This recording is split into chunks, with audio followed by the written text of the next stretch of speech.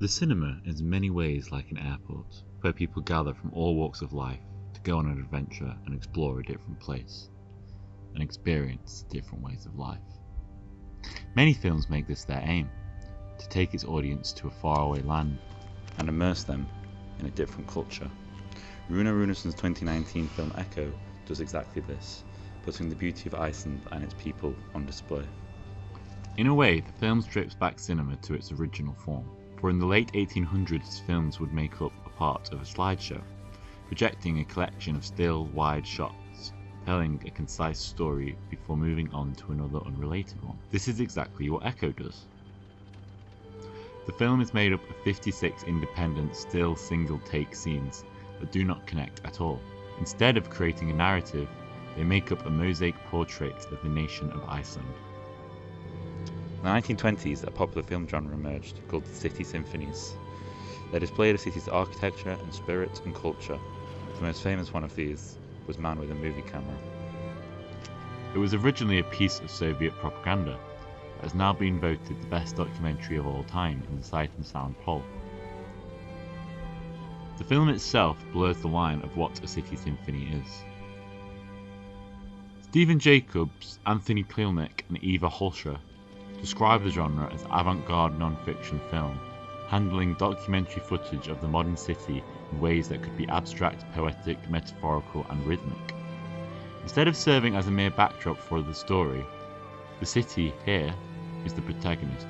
Although Man with a Movie Camera is abstract, poetic and rhythmic, it is quite importantly missing the singular city to make up its subject, for it was filmed in Odessa, Kharkiv and Kiev. The place is not important, but rather the film aims to capture the functions and motions of everyday life that allow the world to run. So instead of capturing a place, it aims to capture a society.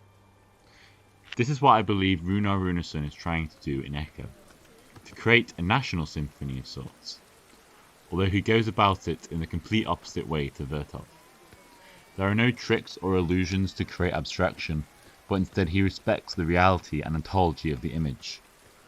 Celebrated French film critic Andrew Bazin describes this as the image taking shape automatically without creative human intervention, following a strict determinism.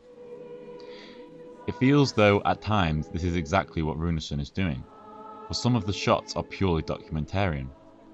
It is as if he just put the camera down and allowed the beauty of the image to speak for itself. He even describes the narrative scenes as real people put into fictional circumstances. Rúnarsson harnesses the reality of a whole society that by its very nature invites ambivalence and then interrogation into the values and ideologies of Iceland and its people. For all intents and purposes, it is a documentary that brings to light many of Iceland's social and political issues, like substance abuse, poverty, gentrification and extreme xenophobia. It is important to note that by staying in his singular take wide shots, Rúnarsson does not try to accentuate or bring any particular attention to these issues, or even offer a solution. He simply acknowledges their existence, and through his subtle dialogue and cinematography, allows the audience to extract the emotional impact and social importance of certain situations. It is as if the audience does the editing themselves, as they scan the frame, choosing what to focus on. Bazin describes it as forcing the spectator to participate in the meaning of the film by distinguishing the implicit relations. This creates a seemingly authentic experience of discovery. As the viewer scans the frame, it is as if they are taking a stroll through the streets and landscapes of Iceland, picking up on the atmosphere, the feelings of the people, and the beliefs and ideologies of the society, in order to come to a conclusion of place. When discussing city symphonies, Laura Marcus states plot and story must be excluded for time and space to become apparent. This too happens in Echo as the arc of character is replaced with an arc of theme, creating a strangely cathartic release of tension in the viewer, allowing them to relax and open themselves up to exploration of place. Instead of following a character, we follow the unique nuances and deep-rooted issues of Iceland that are slowly revealed to us. Rúnarsson does this by utilising the Kuleshov effect. He allows the audience to create links between seemingly unrelated images to create meaning not on the screen, but within the viewer themselves. As Eisenstein puts it, the combination of two representable objects achieves the representation of something that cannot be graphically represented. In the case of Echo, the graphically unrepresentable composite of all of Iceland and its people with their contrasting moods, ideologies and personalities becomes present on the screen. the complexity of a whole nation becomes representational. The audience sees the nation of Iceland unfold before their eyes as they feel the echo of all the vignettes that come before them as a new one begins. We are reminded of all the drama, humour, happiness and sadness happening all around Iceland while we watch a new story play out. This is kind of a perfect metaphor for civilization in general. Everyone and every action informing everyone else and all of their actions. We live only in relation to everything else happening around us in the world, no matter how large or small that something may be. It is in this way that Rúnarsson creates meaning through feeling. The viewer is not tracking a singular character or narrative path. The journey of the film is found in the emotional rollercoaster that the unique structure produces. The audience is drawn into the exhilarating drama of one scene before cutting to the shots of nothing particularly exciting happening, but full of details to appreciate as life just goes on. Next, we might cut to a funny drunken conversation between a group of friends, then suddenly a person crying on their own. The film weaves connections between different lives and strives to tell the audience that we are all in the same boat, just like the one that we see in the last shot of the film, letting each wave hit, one at a time, appreciating each rise and fall equally. This return to the techniques of silent cinema of old could be the revolution that the film industry is looking for right now. Martin Scorsese keeps saying things like, I don't know where cinema's going to go.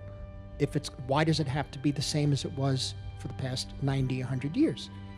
Younger people are going to see the world around them. You guys are going to see it in a different way. You're going to see it fragmented. You're going to see it, I don't know. Like we took the script of Killers of the Flower Moon and turned it inside out. And that's what's happened with cinema now. So it's really up to everybody. You're all in the process of a period of reinventing it. and I suggest that maybe Echo could be a template for a new kind of cinema. Not driven by long monotonous narratives, as many recent films strive for. After all, TV is arguably achieving much more success in that field of storytelling. Instead, perhaps films should be driven by the poetic, the thematic, and the non-representational, like the idea of place and culture. Perhaps replicating the structure of Echo is how films should compete with short-form content like TV, but also YouTube and TikTok. As people's attention spans get worse, maybe a collection of multiple unconnected, visually appealing and emotionally engaging short stories are the way forward. They are over and onto something completely different before you can get bored. As I stated in the beginning of this video, cinema is about exploration and discovery. Audiences enjoy having the liberty to explore a film themselves and make their own interesting discoveries. After all, that is why we travel, not just look at pictures and read brochures. We, as a species, enjoy to discover things for ourselves.